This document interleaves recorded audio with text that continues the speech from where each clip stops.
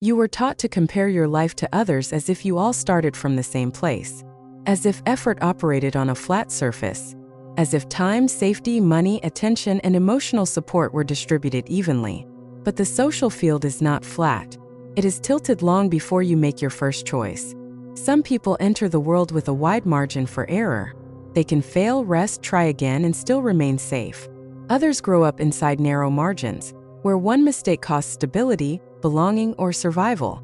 And when you compare yourself to someone who had space to fall without breaking, you're not comparing effort.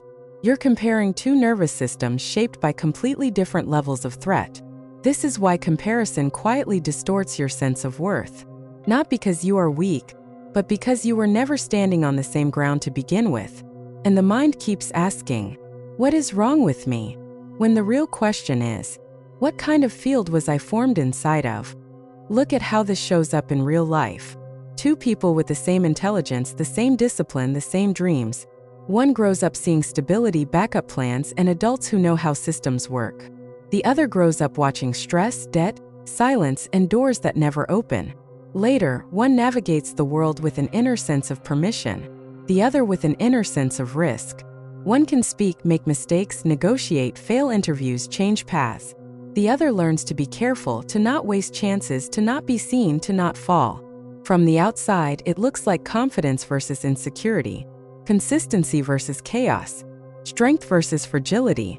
But underneath, it's not personality. It's exposure to safety versus exposure to pressure. And slowly, without anyone naming it, the social system teaches who is allowed to take space and who must survive inside tight corridors. In psychology, we often talk about the individual, but the individual is always formed inside a field. The field distributes security, time, networks, and symbolic value. And the nervous system adapts to the field before it adapts to any goal. A body raised in safety learns that the world is negotiable. A body raised in threat learns that the world is dangerous. This shapes attention, risk-taking, voice, and even how much future a person can imagine. So when someone moves ahead in life, it's rarely only because they wanted it more. It's because their field allowed more margin, more recovery, more visibility.